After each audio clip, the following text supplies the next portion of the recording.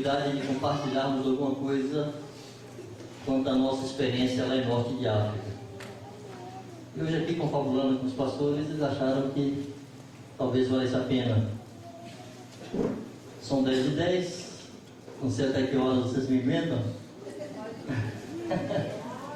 Mas eu até me sinto meio no dever de dar esse retorno, porque eu sei que muitos de vocês estiveram orando em alguns momentos bem pontuais, e ao longo desses 5 anos que passamos por lá também. Eu não sei muito resumir as coisas, né? Tem um defeito de fabricação, essa dificuldade de condensar. Mas eu vou me esforçar para dar uma visão geral da nossa chegada, do que nos motivou a ir para lá, um pouco desse processo, estando lá, e esse desfecho de nossa saída.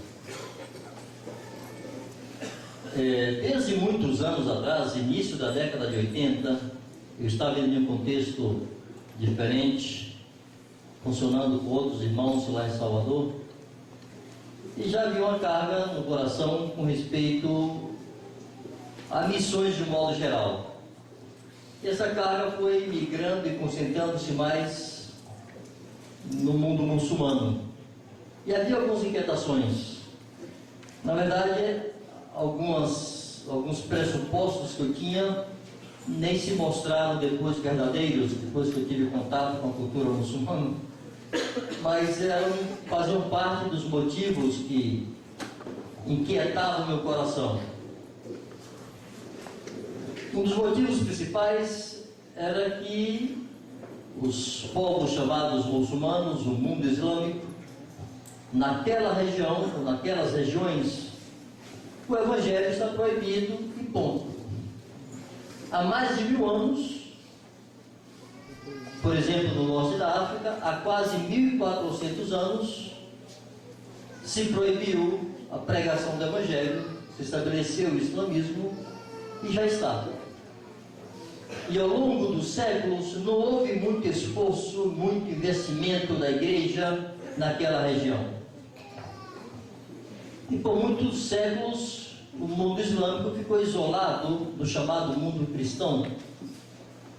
Isso foi crescendo uma inquietação, porque eu pensava assim: Jesus mandou ir a todos os povos, fazer discípulos de todas as nações. E quem vai se atrever a proibir isso? E que resposta a igreja dá quando alguém diz que é proibido pregar o evangelho? A igreja acata essa proibição? Ou a igreja desafia essa proibição e leva o evangelho? E eu convivi com essa inquietação por muitos anos. Quando vim reunir com os amados lá em Salvador, trouxe isso. Havia pouca informação a respeito desse assunto. Os irmãos não tinham uma percepção da necessidade, portanto não havia oração sobre isso, portanto não havia carga sobre isso. Mas depois de alguns anos, eles me disseram assim: Solange, mas tu não sabe o que fazer com você? Você fica aqui o tempo todo falando desse negócio de muçulmano aí, que não sabe o que fazer. Então faz o seguinte: você pode procurar contato com quem possa te ajudar e informar e cooperar para que você possa nos trazer uma proposta mais definida do que temos que fazer. E eu sair por aí, com a bênção deles, procurando contatos, e visitei algumas missões aqui no Brasil, estive em alguns encontros de missões, etc.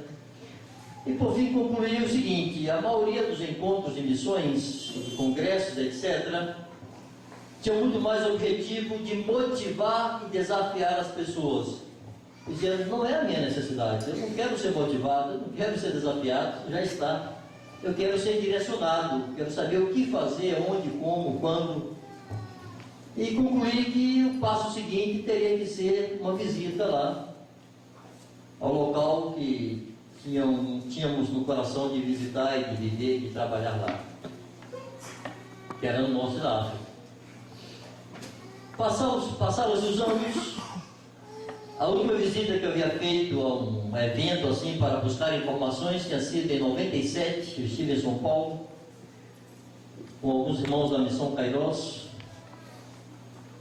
e naquela época havia um irmão muito querido, o genro do líder da Kairos, e eu queria a informação dele, como é que aquilo funcionava. Tivemos uma conversa de quase 1 hora.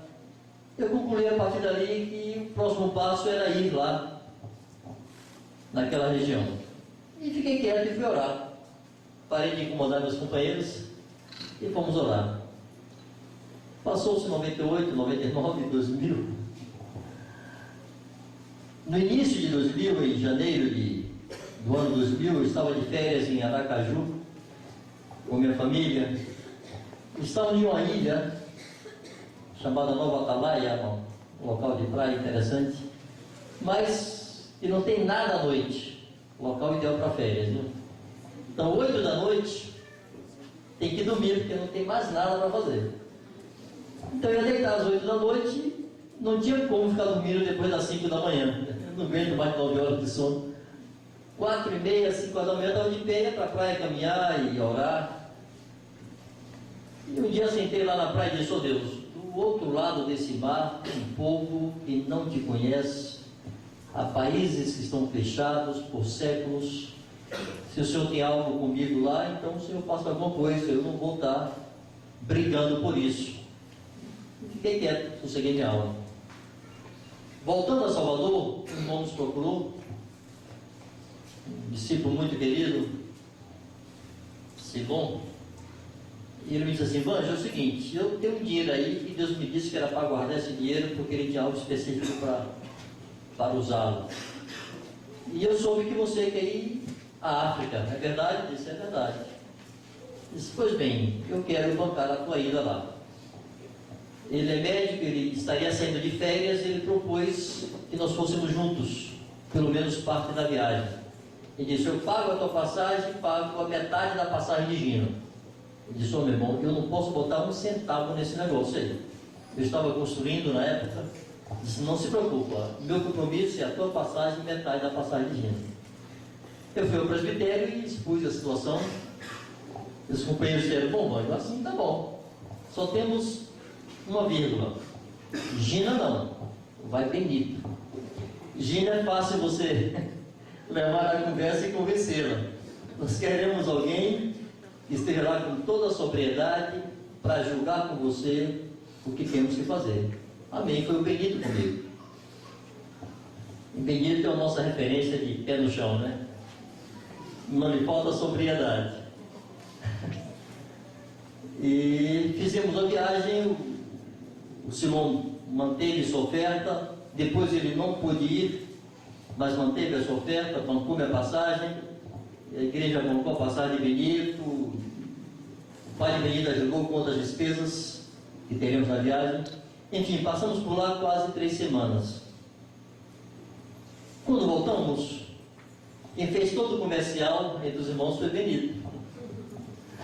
Benito foi quem fez toda a propaganda e estava convencidíssimo da necessidade de que alguém fosse enviado àquela região. E começamos a conversar entre nós. Depois tivemos um retiro de pastores. Se discutiu esse assunto, depois do nosso retorno. Em 2001, sentamos, conversamos e se concluiu de que eu teria que ir, que era urgente. Foi uma conclusão por unanimidade, como nunca havíamos tido algo parecido tão rapidamente, que ali mais de 15 pastores concluíram que eu teria que ir, e com urgência.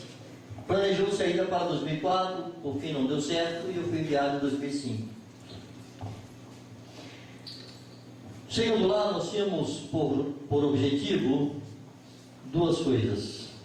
Primeiro, fazer contato com a igreja que já existia na região. Não inauguramos aquele campo missionário, por assim dizer. Muitos outros obreiros já estavam lá antes de nós, fazendo um trabalho muito precioso, cultivando aquele solo, semeando naquele solo, e chorando sobre aquele solo, trabalhando com a igreja que lá já existia, e compartilhando o Evangelho. Então nós queríamos somar com estes e cooperar com a igreja ali, e também anunciar o Evangelho. E aí eu me dei conta de um problema muito grande.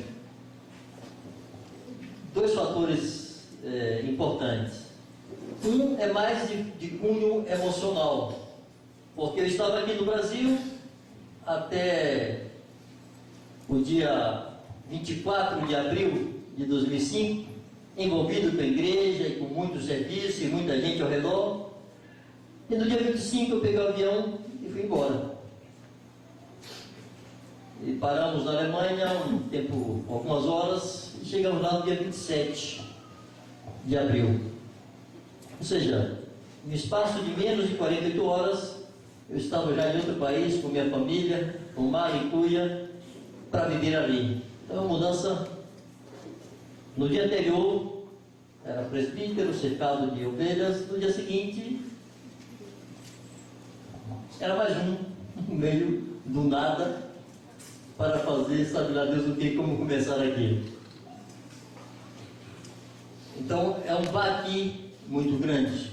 Você se dá conta que não tem serviço nenhum. Passa o seguinte, você se dá conta que você não sabe nem dar bom dia, como você vai pregar o evangelho? E você vira o bobo da corte, né? Você é o palhaço do lugar. Porque tome a fazer bobagem uma atrás da outra. E pagar mico, como diz a turma, um atrás do outro. Por exemplo, um dos episódios mais engraçados e marcantes de nossa chegada. Primeira semana, nós saímos para comprar frango. Já imaginaram, né? Carne lá é meio cara. Então, vamos comprar um franguinho. E chego no açougue, e olha assim, não vejo frango. Tem carneiro, tem carne de boi, mas frango eu não vi. E disse,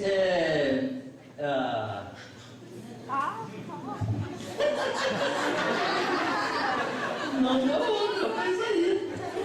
Eu tive que bater asa e cacarejar.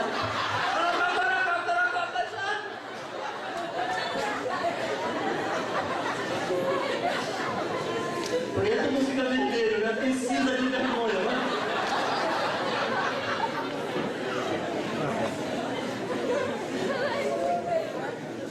Esse foi um dos ridículos que passamos. Passamos vários.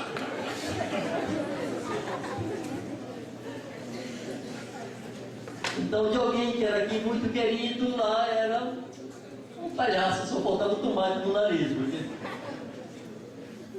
todos os nós, até as crianças.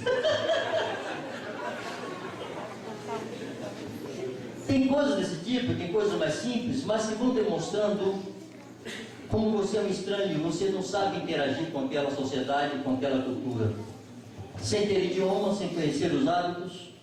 Por exemplo, uma vez convidamos a família para jantar conosco. Nós já tínhamos já alguns meses lá, já falávamos um pouquinho do árabe. Só que eles chegaram e nós servimos a mesa. E o convidado disse, você está nos mandando embora? Eu disse, não, por favor, queremos que você fique. É porque aqui, a última coisa a fazer quando você recebe uma visita é servir a mesa. Quando serve a mesa, dizendo, por favor, é comer. Outra vez, isso já no primeiro mês, no segundo mês lá, nós fomos passar 3 semanas na casa de uma família muçulmana, né? Uma família muito tradicional, muito conservadora. E o chefe da casa lá é quem fazia as convocações na mesquita, em uma das mesquitas do lugar.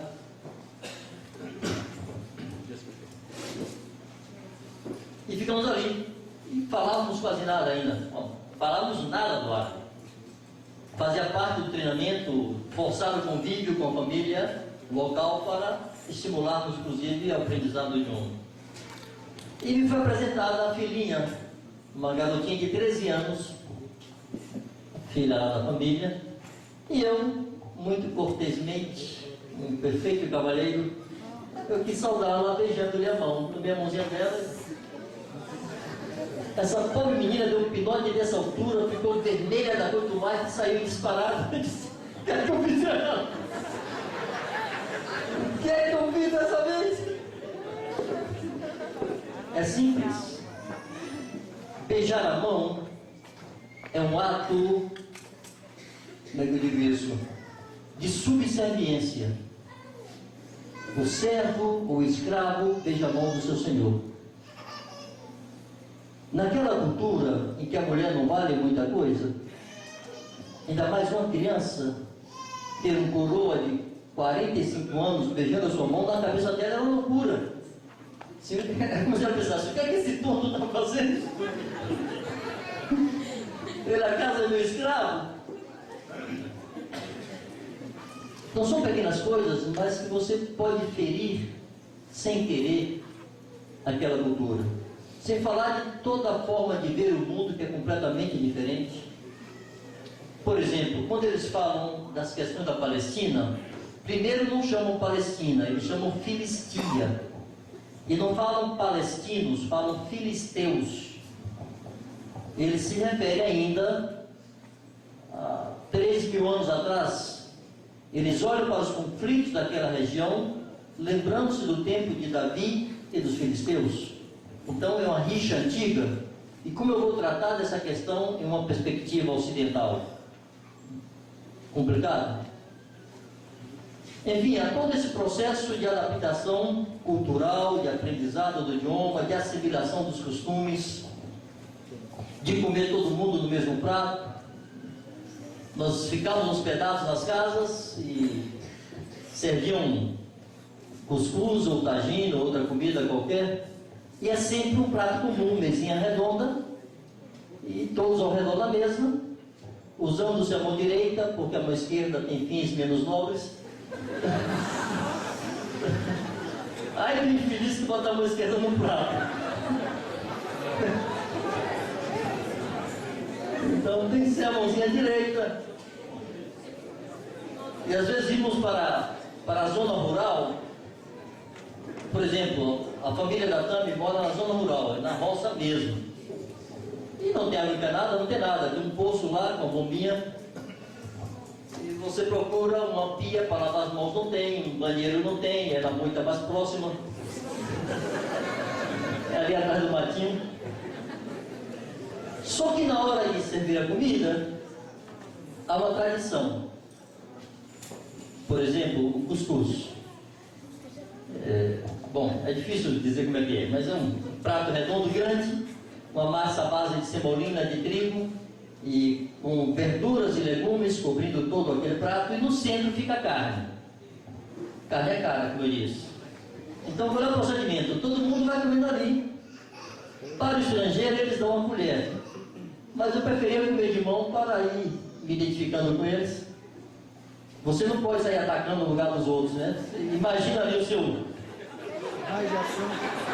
Uma linha imaginária ali, seu triângulozinho, você fica ali no seu, né? Fazendo um bolinho.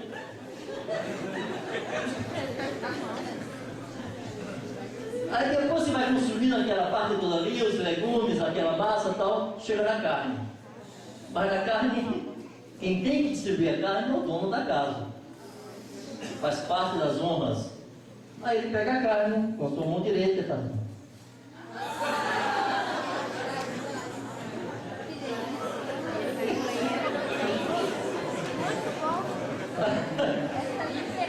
E sai distribuindo para cada um a sua porção. Você faz a cara bonita e diz, que bom que tá. Maravilha que tá legal. O pior é gostoso, né?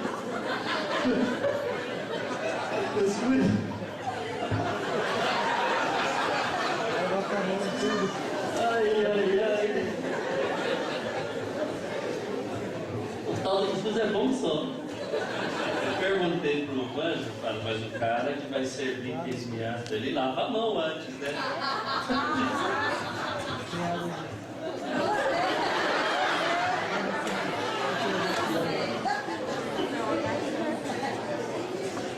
Queira Deus, né?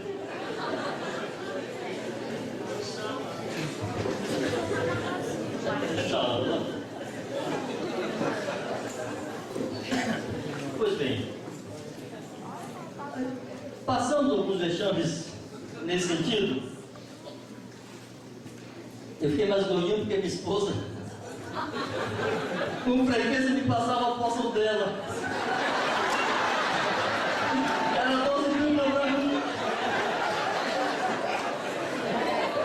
Marido serve para isso também, viu?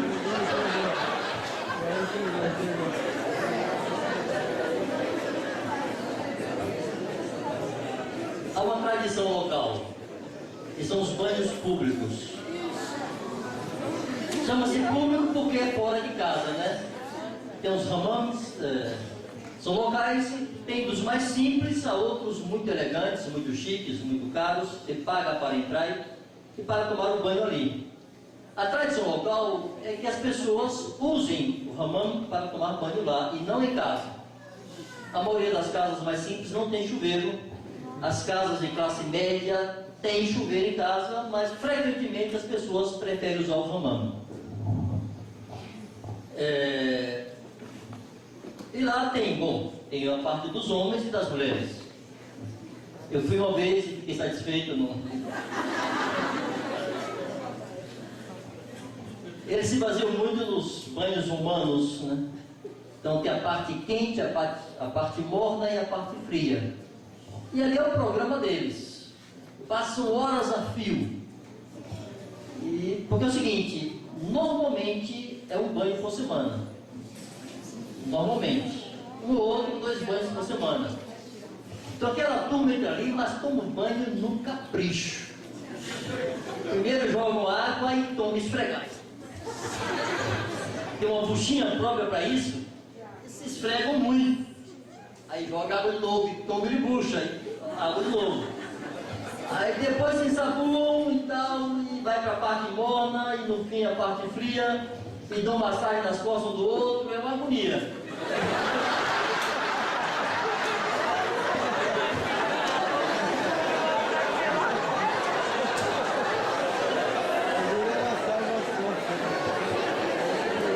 Aí o que foi comigo? Perguntou se eu queria mandar isso não. Shukran. Obrigado. Tá bom demais aqui.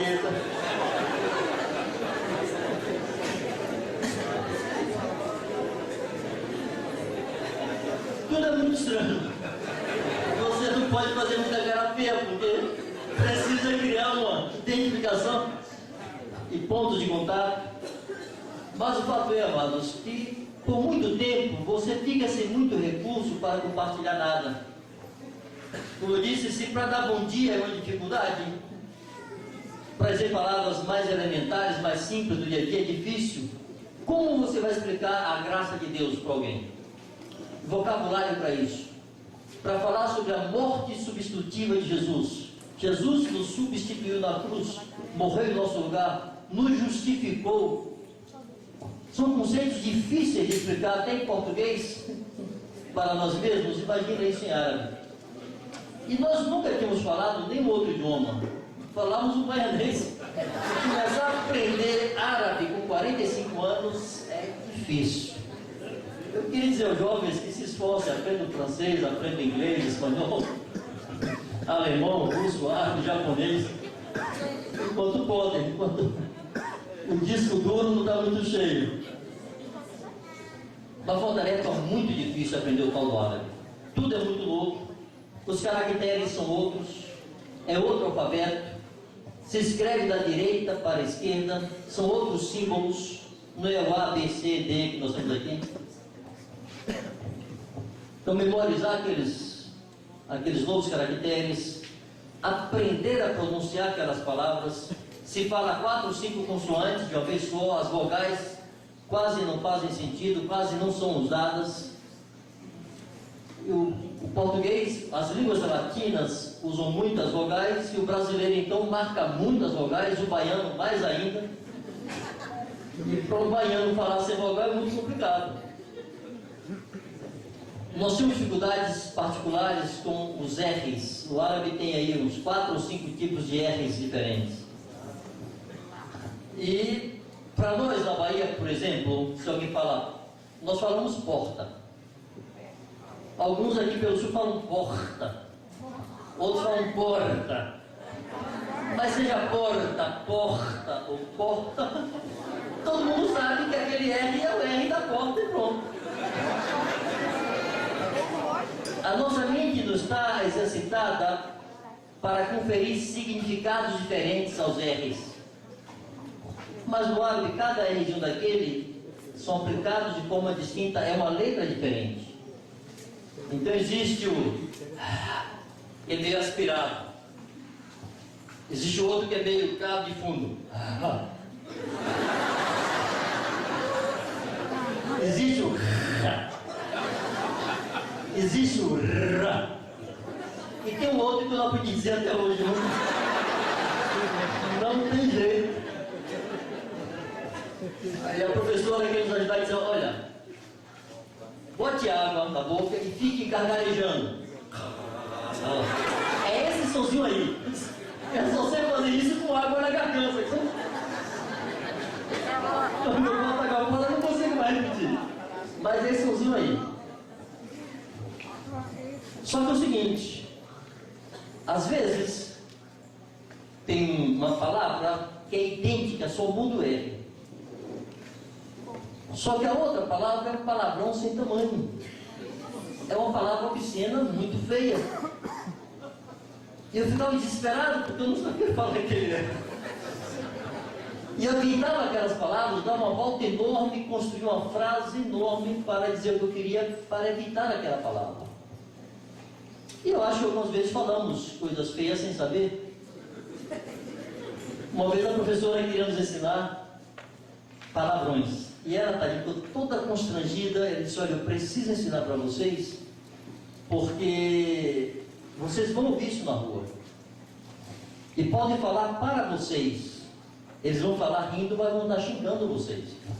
É importante vocês saberem saber como se comportar. E ela nos ensinou. Para nós não tinha nenhum sentido obsceno, era uma palavra nova. E para memorizar, tínhamos que repetir aquelas palavras. Aí ficava agindo em casa, repetindo aqueles palavrões. Um dia a Matheus chegando, disse: minha mãe, não fale isso, não fale isso. Porque ele estava com os colegas na escola, ele sabia o que significava aquilo. Para ele já fazia sentido, para nós era uma palavra a mais. Enfim, a parte folclórica, a parte mais quase de circo, que compõe uma experiência como essa. Mas há outro aspecto. Nesse tempo todo, amados, há toda essa parte mais ou menos engraçada agora, né?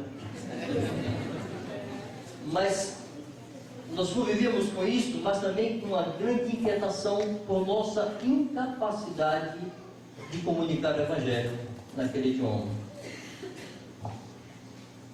E muitas vezes oramos, minha mulher se desesperava porque ela dizia: amor, vamos lá para o norte, lá o pessoal fala espanhol, lá a gente pode pregar em espanhol e tal. Vamos ficar por aqui, vamos aprender esse tal desse árabe. Mas era a necessidade de poder compartilhar. Nós não nos sentíamos justificados em não frutificarmos, porque havia a barreira do idioma, da cultura, do que seja. Nunca aceitamos como algo natural e justificável que não dessemos fruto. Entendíamos que estávamos ali para gerar filhos para Deus, filhos espirituais. Muitas vezes sentíamos o que eu chamei de síndrome de Ana: gemer para que Deus nos desse filhos espirituais. Gemer, chorar, jejuar, clamar, para que Deus nos desse filhos. Não tínhamos muito o que falar, abríamos nossa casa, recebíamos as pessoas. Nossa casa sempre foi muito. Os primeiros contatos que começamos a fazer para anunciar o Evangelho era fruto direto do convívio deles com nossa família, porque chamava a atenção. Uma mulher muçulmana que era obrigada a sujeitar-se ao seu marido, ver uma mulher que com alegria se sujeitava ao seu marido. Não lhe era pesado a ela sujeitar-se a mim, e eles não entendiam. Ver filhos que eram tratados com carinho, com amor, com ternura, mas com autoridade, obedecer a seus pais sem serem gritados, sem serem espancados, às vezes disciplinados, mas nunca espancados. Então a forma como vivíamos chamava a atenção. Eu perdi um bom hábito lá, e estou tentando recuperar agora aqui de volta ao Brasil, que eu sempre andei abraçado com minha esposa na rua, é minha namorada, eu andava abraçadinho com ela. Mas lá não podia, porque é atentado ao pudor. No máximo de mãos dadas, o braço dado. Abraçado assim, não pode. Um policial podia lhe abordar e exigir certidão de casamento. E se não fossem casados, podia dar muito problema. Então eu tive que aprender a andar com ela um pouquinho separado, não estou agarradinho. Dentro de casa, limitar nosso contato, nossos toques, porque tinha lá um funcionário que trabalhava conosco. Era importante para nós o convívio com ela, também para nos ajudar no idioma. Mas para ela era um escândalo se eu tocasse no rosto de Gina. Se eu desse um beijo de Gina, era um desespero. Então, com a pobrezinha da minha esposa e eu também, tadinho de mim, ficamos anos vigiando muito para não demonstrarmos qualquer afeto público, porque tudo aquilo era agressivo. Me lembro que uma vez, uma colega, Jaiane, estava em nossa casa, foi jantar conosco, e eu abracei Gina e disse: como é linda minha esposa, não é? Disse para a menina. E ela ficou vermelha, assim, com a cara assombrada. Eu disse: fiz outra besteira. Eu só disse que a mulher era linda, era bonita. Dias depois, nós fomos a uma refeição na casa do irmão dela, que ficou muito meu amigo, era um policial, inclusive. E eu contei essa história para ele fez aquela cara assim e disse: nós, ocorre o seguinte, não se chama mulher de bonita nunca aqui. Essa é uma frase que tem um sentido erótico, só se usa na intimidade lá do marido com sua esposa. Ou seja, não há uma forma de ser elegante e cortês com a mulher sem dar uma conotação erótica. É uma sociedade muitíssimo libidinosa e os pensamentos todos apontam para isso. Então, tudo exigia muito cuidado para não estar atropelando os nossos relacionamentos com eles, nosso relacionamento com eles. Bom, no princípio, nós investimos muito no trato com a igreja local, havia lá obreiros que estavam antes de nós, e nos colocaram em contato com um grupo de irmãos da cidade. Nós recebemos esses irmãos por quase 2 anos em nossa casa, fazíamos reuniões lá, portas fechadas, janela fechada, cortina fechada, e sempre o chá estava posto, o chá, os biscoitinhos, os quitutes e tal. E se chegasse uma visita inesperada, era jogar a Bíblia embaixo do sofá e tomar chá. Seria apenas uma reunião de amigos e não uma reunião da igreja. Mateus é o responsável em atender a porta para dar o sinal. Era o alarme. Ou despistar e descabiciar uma visita, como você diz na Bahia, tirar de tempo, né? Ou quando estávamos evangelizando alguém dentro de nossa casa, e a casa tinha 2 pavimentos, tinha uma parte próxima à cozinha, que era uma sala de jantar, ficava um pouquinho escondida, tinha uma parede que dividia do acesso para cima, e sempre ficávamos ali com as pessoas quando estávamos compartilhando com elas, porque tínhamos mais privacidade. E os amigos de Mateus frequentavam muito nossa casa estava cheia de meninos. E quando ele sabia que estávamos com um contato ali, então ele entrava com aquela gurizada correndo e gritando, nas paredes e ia lá para cima. De propósito, porque eles são muito curiosos, para não pararem e dizer: o que está acontecendo ali? Na hora de ir embora, a mesma coisa, descia fazendo aquela arruaça que era para despistar. Ou seja, havia sempre estávamos sempre naquela expectativa de que algo pudesse acontecer. Estava uma vez conversando com esse amigo policial, e ele disse assim: Vange, você conhece o Mucademe do seu bairro?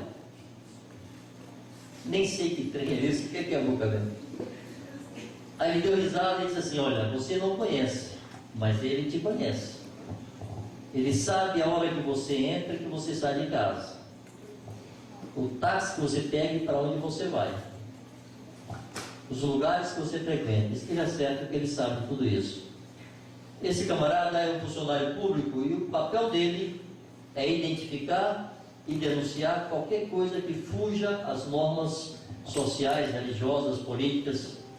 Então, por exemplo, é proibido reuniões com mais de 10 pessoas que não sejam parentes. Então, você vai fazer uma reunião com 11 pessoas, Você tem que fazer uma lista com os nomes dessas pessoas, identidade, telefone, entregar para o Bucademe para que ele autorize a reunião. E dizer para ele o motivo da reunião, que horas começa, que horas termina. Então, toda e qualquer reunião clandestina da igreja estava sujeita a acontecer uma interrupção inesperada a qualquer hora. Ou seja, é uma sociedade em constante vigilância, muito policialista. Uma vez, a polícia lá, o serviço de inteligência, que não é a polícia militar, nem a polícia civil, o serviço de inteligência mesmo, procurou um dos funcionários do projeto que temos lá, e disse assim para ele: quem eram aqueles estrangeiros que estavam na casa do brasileiro? Os caras sabiam os hóspedes que nós recebíamos, e tínhamos recebido alguns irmãos espanhóis que tinham passado por lá, e eles sabiam que foram procurar saber dos nossos funcionários quem eram aquelas pessoas. Houve um episódio que achamos que foi ter cooperado ao final para a nossa expulsão,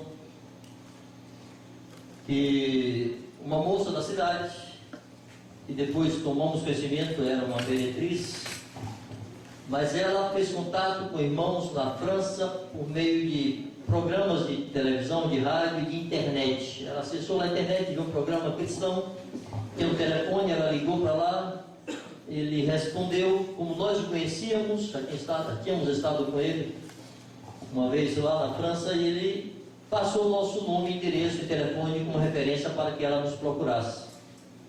Ela nos procurou, tentamos nos aproximar. Os irmãos locais acharam que era melhor que eles fizessem o primeiro contato, nós concordamos, mas quando eles descobriram o que ela fazia na vida, se afastaram dela, e nós a acolhemos e passamos a nos relacionar mais de perto. E Gina começou a trabalhar com ela com artesanatos, e nós comprávamos tecido e toda a matéria-prima. Ela fazia lá os artesanatos para vendermos para irmãos que passavam por lá, para trazer ao Brasil, para vender aqui, enfim. Encontrar uma fonte de renda para ela, para que ela abandonasse o seu trabalho. Mais uma vez ela estava no dentista, e ela fala muito, e a mulher do dentista era russa, e na cabeça deles, todos aqueles que não são muçulmanos são cristãos. E ela achou que a mulher do dentista era cristã. Aí disse: eu também estou virando cristã, e tem uns amigos brasileiros que estão me ajudando aí a ler e estudar a Bíblia. Aí o dentista disse: que interessante, fale-me mais. E ela falou. Disse o seguinte: não vai dar para terminar o tratamento hoje, você vem amanhã de tarde para a gente concluir. Ela foi no dia seguinte e estava a polícia lá. E ela tomou-lhe um aperto e teve que entregar o jogo. Depois nos procurou, chorando, desesperado, disse: eu tive que falar, porque não tinha como mês que vai, eles me pressionaram, me apertaram e tal. Eu dossiê de vocês está lá, eu vi lá a pastinha com a foto de vocês e tal, etc e tal. E eu tive que trazer aqui e mostrar a casa de vocês para eles. Então seria bom que vocês dessem serviço a qualquer material que vocês tenham aqui. Bom, paciência. Nós temos muito material, bíblias e DVDs, CDs, livros. Metemos tudo na sacola, em algumas sacolas, botamos dentro do carro e fomos dar a volta pela cidade, olhando o retrovisor, ver se tinha alguém seguindo, dá volta e dá volta e dá volta. Filho de polícia se escondendo da polícia. E meu pai não me veja aqui, filho de delegado. E depois de muitas voltas, por fim entregamos na casa dos irmãos africanos, centro-africanos que moravam lá, deixou o material lá para despistar por um tempo. Bom, nós tivemos algumas dificuldades com esse grupo de irmãos que se reuniam nessa casa, por percebermos que faltavam esses elementos indispensáveis à fé e ao compromisso com a palavra de Deus e com a prática dos filhos de Deus. E não permitimos mais que eles se reunissem em nossa casa, foram para outra casa. Eu disse para eles que eu iria agora fazer um trabalho em paralelo, eu iria evangelizar e ganhar pessoas, e não queria muito contato com eles. Isso aqui é uma história muito comprida, que não vale a pena explicar agora. Não queria contato vivo, não queria estar comprometido com eles. depois de 2 anos trabalhando com eles, me dei conta que estava malhando com ferro frio. E foi nesse tempo que começamos a investir mais em evangelização e menos em contato com a igreja local. E buscamos também fazer novos contatos com irmãos nacionais, mas não mais contatos intermediados por outros, contatos que Deus nos permitiu fazer em diversas circunstâncias, sem aquele discernimento já viciado do relacionamento desses irmãos com os obreiros antigos. Nesse tempo, a Tami recebeu o Senhor, se converteu, se batizou, e ela se batizou em fevereiro de 2009, mas em junho nós tivemos que fazer algumas viagens por conta da própria missão, por necessidades da organização com a qual trabalhávamos lá. Tivemos que ir a Portugal, Espanha, etc. E em agosto tivemos que vir ao Brasil, e voltamos em novembro. E nesse meio tempo aconteceu aquelas coisas que vocês tomaram conhecimento, que ela foi obrigada a casar-se, quer dizer, estava sendo obrigada a casar-se com um moço muçulmano que já tinha uma primeira esposa, ela seria a segunda.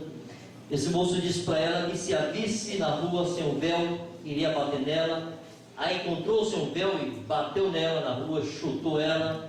Em uma segunda situação, a cortou com a garrafa quebrada. Uma vez ela teve que fugir da casa dos pais de noite, porque um tio e o irmão que não morava lá vieram para ensiná-la a casar-se com quem eles mandavam. Ela se recusava a casar com o cara e eles queriam obrigá-la e vieram para espancar. E ela fugiu no meio da noite, no meio do mato lá. Em outra ocasião, prepararam uma festa para apresentá-la à família do noivo arrumado, e ela deu um drible lá e saiu correndo, pegou um táxi e foi embora. Um ambiente de muita pressão, de muita tensão. Nós chegamos e encontramos esse ambiente em novembro de 2009. Demos entrada à renovação de nossa residência e fomos tratar de convencer o pai dela a não obrigá-la a casar. E isso foi uma coisa muito complicada, porque isso não é apenas um preceito religioso, é uma questão cultural de séculos, por mais de 1000 anos, é assim que se faz por lá. E nessa conversa, tentar convencer o velho a não casá-la obrigada com aquele homem, ele disse o seguinte: então, anjo, ela agora é sua filha. Disse: não, ela é sua filha, mas não convém. Nessa de sua filha, minha filha, sua filha, minha filha. O que é que eles estavam dizendo? Disse: nós fazemos isso há mais de 1000 anos. Chega você como estrangeiro e quer dizer para mim que eu não posso casar minha filha com o que eu quero. Tá bom, então é sua responsabilidade. Eu não podia fazê-lo, recebê-la como filha, e não teríamos problema em recebê-la, o faríamos com alegria, mas não podíamos fazê-lo porque eu sabia que poderia acontecer a qualquer momento, o que de fato aconteceu 3 meses depois. Nós fomos expulsos. E como ficaria ela se nós a tivéssemos recebido como nossa filha? Ficaria lá entregue à própria sorte. Depois de muito esforço, conseguimos convencer aquele homem que ele não deveria casar sua filha com um muçulmano, sabendo ele que sua filha era cristã e ela já apanhava do sujeito na rua, como não faria ele depois de casado. Enfim, depois de muita conversa e muita discussão e muito cuscuz, todas as conversas regadas, muita comida, ele desistiu. Mas o noivo só desistiu quando ela disse para ele que ela era cristã. E isso já trouxe a ela alguns problemas extras nesse presente momento. Ela sofre algumas pressões por conta disso, porque se divulgou na cidade que ela era cristã. Quando ela foi alugar um quarto para morar, numa casa de família, o dono da casa disse: afinal de contas, você é ou não é cristã? Porque eu não quero problema com a polícia na minha porta por sua causa. Ou seja, na cidade eles têm conhecimento que ela é uma cristã e isso lhe traz algumas dificuldades. Bom, eu queria agora focar um pouco na questão de nossa saída. No dia que eu fui detido e expulso, nós estávamos nos preparando para no dia seguinte receber um pastor local, um irmão muito precioso, é a sua esposa, a Tami, que já estava lá em casa nesse dia, iria dormir lá. Iríamos conversar sobre a possibilidade de conseguirmos entre os irmãos locais um noivo para ela, que seria uma forma de livrá-la do casamento com aquele muçulmano, era casando-a com um cristão nacional.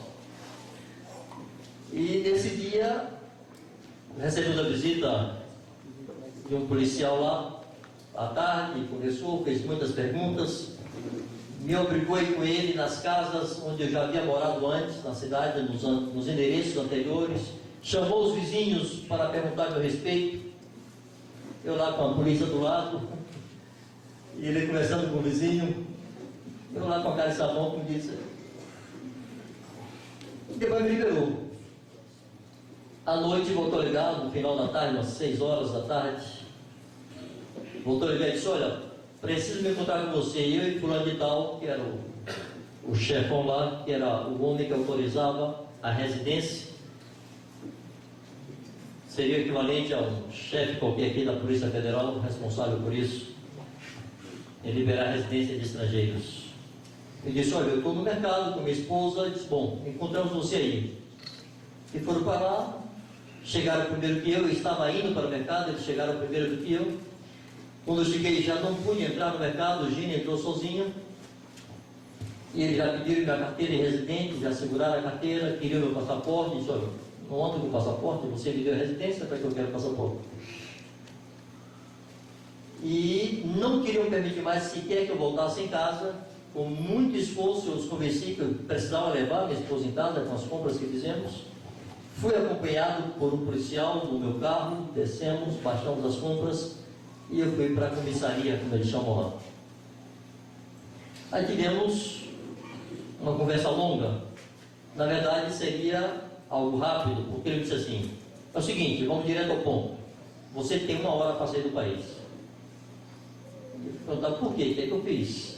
1 mês atrás você mesmo me deu a carteira de residente, você me autorizou a morar aqui no teu país. O que aconteceu nesse mês que agora eu sou um criminoso, tenho que ser descarregado com 1 hora apenas para sair do país? Não, você não é um criminoso, mas você não é um malfeitor, mas você tem que sair. E eu fui tentando puxar os motivos e disse o seguinte, você anda metido aí com os cristãos nacionais aqui, inclusive eu quero que você me dê todos os nomes deles. Eu disse, olha, as conversas que eu tenho com os nacionais aqui, com os cidadãos, eles me dizem que esse país é 100% muçulmano, que aqui não existe cristão. E você agora me disse que há cristãos aqui? Eu quis dar uma... Se existem cristãos, você os conhece melhor do que eu. Eu não vou dar nome para você de ninguém, eu respondo por minha fé, não vou dar nome dos outros para você. Ele disse, mas tem outro problema, você anda fazendo reuniões de proselitismo para pregar o seu cristianismo para os cidadãos deste país. Eu disse, isso não é verdade, eu nunca fiz reunião de proselitismo. O que eu faço é responder àqueles que me perguntam. Ele disse, rapaz, eu tenho aqui na cidade mais de 500 estrangeiros, são todos cristãos. E nunca tive problema com nenhum deles. Por que só você? Por que eles não procurariam você? Acaso está escrito na sua testa que você é cristão? Eu disse, olha, não está escrito na minha testa. Mas esses estrangeiros a quem você chama de cristão, é que na cabeça de vocês, muçulmanos, todo estrangeiro, todo europeu, todo ocidental é cristão. Isso não é verdade. Não existe país cristão, não existe continente cristão, não existe sociedade cristã. Existem pessoas cristãs. E esses homens e essas pessoas não são cristãos verdadeiros, não têm nenhum compromisso com Jesus nem com a Bíblia. Então, quando um de vocês pergunta para eles sobre a fé deles, eles não têm nada a responder. Mas quando perguntam para mim, eu tenho uma resposta. Isso o que é que você fala para eles? Aí eu fui explicar para ele o que é que eu falava para eles. Ele disse assim, mas você, afinal de contas, é católico, é protestante, o que é que você é? Eu disse, eu nem sou católico, nem sou protestante, eu sou um discípulo de Jesus. O que é um discípulo de Jesus? Eu fui explicar para ele o que é um discípulo de Jesus. Foi longa. E a conversa foi rendendo. Ele disse, mas não é verdade que eles lhe perguntam nada não. Porque você sendo brasileiro, o que ele vai lhe perguntar é sobre café, sobre carnaval, futebol. Eu disse, é verdade. Eles falam de café, eles falam de futebol, vão falar de Ronaldinho, Gaúcho, de Pelé, sempre. Vão falar de samba e carnaval e vão perguntar qual é a minha religião. E vão querer pregar para mim, já fizeram isso muitas vezes. E ele disse, não é bem assim, é assim, não é assim. Seguimos a conversa e a coisa entrou sobre discussões de Alcorão, de Bíblia. E ele começou a comentar comigo sobre o que a Bíblia falava sobre Maomé. Eu disse, rapaz, a Bíblia não fala nada de Maomé, a Bíblia nem toca em Maomé. Se fala assim, fala não fala. Eu disse, meu irmão, você entende de Alcorão, de Bíblia, entendo eu. E na Bíblia não fala nada de Maomé. Aí eu comecei a rir. Depois de alguns minutos de conversa, comecei a rir. Ele disse, por que você está rindo? Eu disse, você me disse que as pessoas aqui nesse país não tocam em assuntos religiosos. Eu estou aqui na delegacia, você é o comissário-chefe e você está pregando para mim o islamismo. Se aqui é um departamento do Estado ou do governo, você está pregando para mim, o que você acha que eles não fazem na rua? Ele começou a rir também, que ele sabia que era verdade. Ele disse, mas tudo bem, mas você vai ter que me dar aqui os nomes dos seus amigos cristãos aí. Eu sei que você anda com fulano de tal, e fulano de tal, e fulano de tal. Deu o nome lá de uns 3 amigos nossos, cristãos. Eu comecei a rir de novo. Disse, de que você está rindo? Você me disse que quem conhecia os cristãos era eu. E eu lhe disse que você os conhecia melhor do que eu. Você acabou de provar que você os conhece bem. Então você não precisa que eu lhe dê nome de ninguém, eu não vou lhe dar nome de ninguém. E ele mais um outro, o Muqtadim, estava lá. E começaram a tentar me convencer de que, na verdade, era um erro que estamos fazendo, de tentar evangelizá-los, porque o líder maior da nação era também o guardião de todos os crentes, fossem judeus, fossem cristãos, fossem muçulmanos, que havia liberdade e fé naquele país e tal. Eu disse, você me disse que há liberdade de religião aqui? Por que eu estou sendo acusado de me reunir com os cristãos nacionais? Se há liberdade, deixe eles se reunirem, me permita me reunir com ele, isso não é crime? E você acabou de dizer que eu estava cometendo crimes contra o seu país por me reunir com esses cristãos. Então não é verdade que o líder do país é o protetor deles. Bom, a conversa se veio por aí, ao final de contas ele disse, olha, é o seguinte, as ordens vieram de cima, eu não posso fazer nada, você vai ter que ir embora. Está definido, você vai ter que ir embora. Disse, tá bom, você é a autoridade, eu vou me submeter, o que eu vou fazer? Mas há algo que eu queria lhe falar. 2 coisas que eu queria falar. Primeiro, é o entendimento equivocado que vocês têm dos cristãos. E aí eu passei a falar para ele de um episódio que havia acontecido em minha casa meses atrás, quando um funcionário da empresa de telecomunicações foi na minha casa para consertar o telefone. E aquela pessoa começou a pregar para mim o islamismo, eu comecei a pregar para ele o cristianismo, a fé em Jesus. Eu estou reportando isso para o chefe de polícia, contando essa história. Em dado momento, eu disse para aquele rapaz o seguinte, disse, olha, o que ocorre é que vocês acham que todo cristão é um pervertido, beberrão, usuário de drogas, metido com prostituição, com todo tipo de pecado. Ele disse, é mesmo. Disse, pois é. O que você não sabe, por exemplo, é que todo brasileiro acha que todo muçulmano é um discípulo de Bin Laden. É um turbante na cabeça e um dinamite no bolso. Disse, mas não é assim não, disse lá. Agora eu sei que não é assim. Conheci você é gente boa, homem de paz. Mas antes eu não sabia disso. Um dos motivos que me trouxe ao seu país é para você saber o que é um cristão, o que é um discípulo de Jesus. Que não tem nada a ver com Madonna, com Michael Jackson e com Hollywood. Um discípulo de Jesus aqui comprometido com Jesus, que obedece a Jesus, que vive para Jesus. E reportei isso ao chefe lá de polícia e disse, olha, vocês têm um conceito errado do que é um cristão. Eu não fiz mal nenhum ao seu povo, muito pelo contrário. Minha filha se formou na sua faculdade. O meu filho estuda na sua escola. aqui na sua cidade.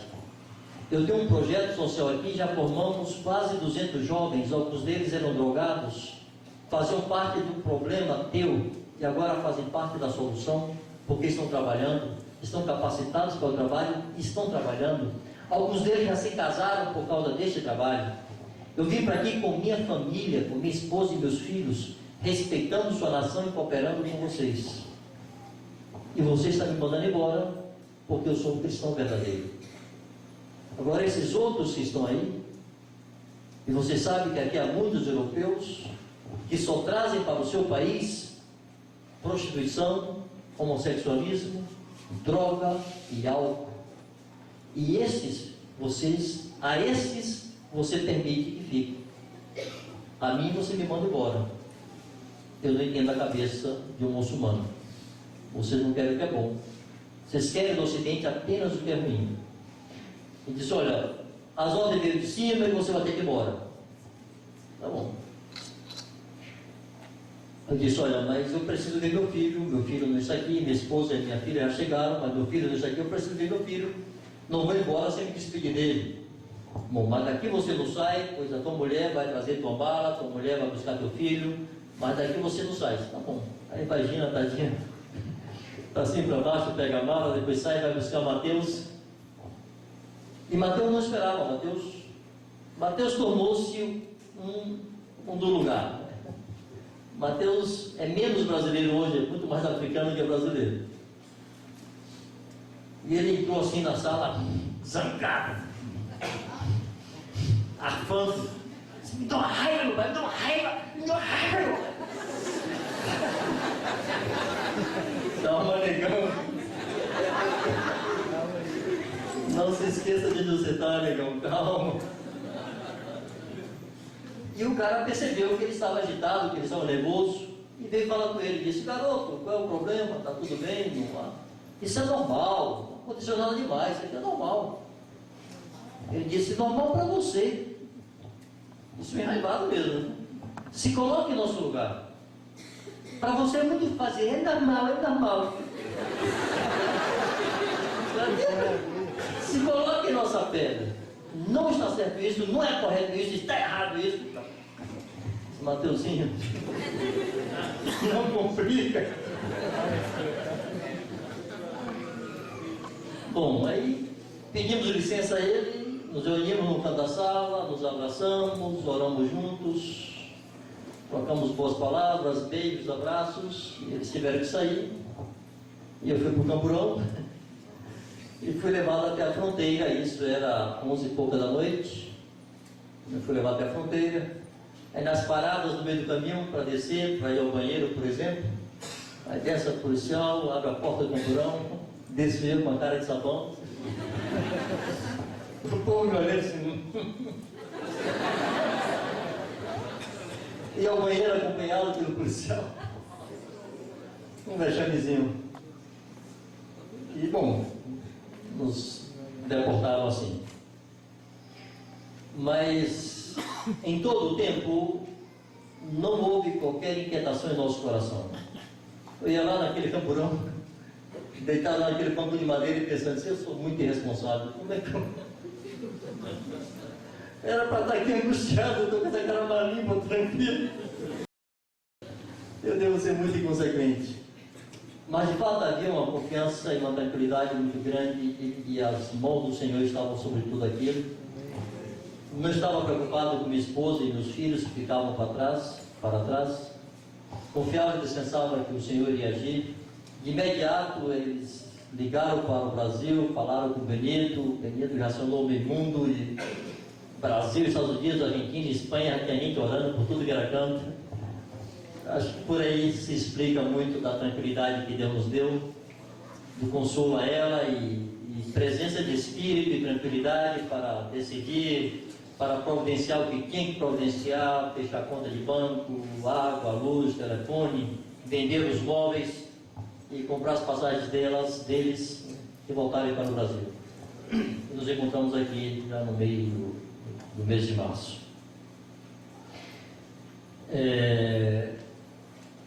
Voltamos para cá, amados, mas o nosso coração não se desliga daquele lugar.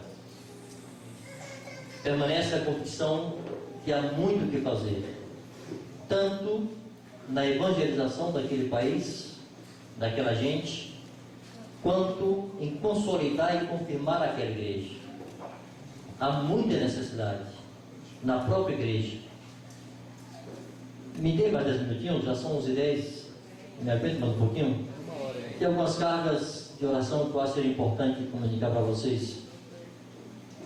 Por exemplo, eu fui a uma reunião de uma igreja, de um grupo de irmãos em outra cidade, e o pastor me falava de determinado irmão e de vez em quando couro na mulher, batia na mulher, e a dificuldade que eles tinham de administrar isso, porque é um procedimento cultural enraizado na mente e no coração daquela gente.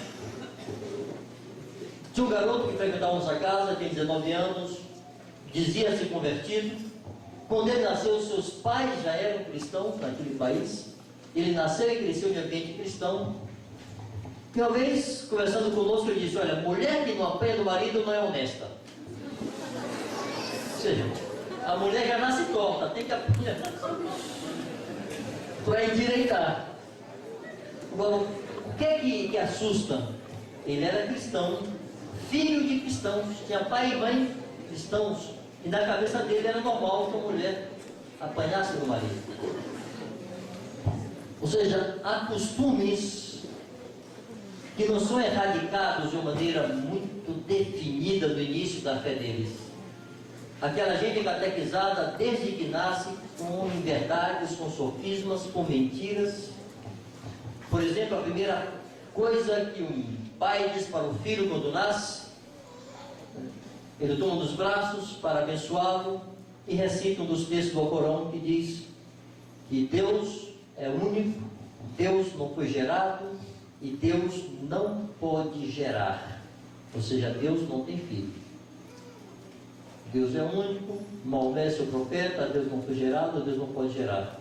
Essa frase, aquela criança vai ouvir todos os dias da sua vida, várias vezes no dia. Em casa, na escola, no trabalho, nas ruas, nas convocações das mesquitas, faz parte das convocações das mesquitas dizer que Deus não tem filho.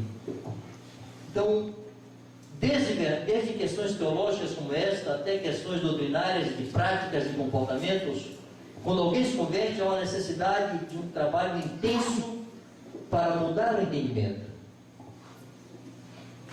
E me parece que esse trabalho ainda é muito deficiente. A despeito dos esforços sinceros de muitos, há muita deficiência, muita necessidade, há muita carência, e o nosso coração não se desligou daquele lugar, daquela igreja, nem daqueles irmãos. Um dos rapazes trabalhava conosco lá, muçulmano, mas um rapaz muito fiel, muito sério, muito confiável, coisa rara entre eles. E eu fui expulso assim da noite para o dia, não houve prévio aviso. Quando estava na Europa, fiz contato com minha família por Skype, e ele estava lá em casa, e esse moço chorava copiosamente, dizia: Banjo, não podiam ter feito isso com você, não podiam ter feito isso com você. Me chamava de papai Banjo. Casou-se lá, tivemos seu casamento. Outro dia liguei para ele daqui, por Skype também, e outra vez chorava feito criança. Esse rapaz conviveu com alguns cristãos, morou na casa de alguns cristãos e se escandalizou com os cristãos nacionais. Ele chegou a frequentar reuniões da igreja, cantar os cânticos conosco e depois se afastou escandalizado com o comportamento dos cristãos com os quais ele viveu. Depois de muito esforço, de muito trabalho, ele decidiu estudar a Bíblia comigo. Estávamos na primeira semana que estávamos estudando a Bíblia juntos, eu fui expulso. Ele está lá, eu estou aqui, mas muito de nosso coração está com aquele rapaz. E muitos dos contatos com quem nós nos relacionamos, estamos começando a compartilhar a palavra, tendo já um nível melhor de idioma, podendo expressar com alguma clareza nossas ideias e pensamentos, e tendo já contatos novos no meio da igreja, relacionando-nos com alguns líderes locais, nacionais, que era algo importante para o serviço, o ministério ali. Enfim, saímos de um momento em que considerávamos era o melhor momento ministerial, onde finalmente poderíamos realizar um serviço concreto ali. Não sabemos se voltamos para morar lá, mas temos expectativa de que alguém vá. Nesse ano, dia 30 de dezembro, Jaiana está voltando lá, nossa filha. E vai com outra discípula lá em Salvador, vai visitar a Tami, para consolar a Tami, para animar a Tami, para esforçá-la e para tentar resolver algumas pendências da faculdade, que foi por lá, e ver os amigos, ver os contatos, avaliar a possibilidade do retorno nosso, enfim, fazer aí uma preliminar.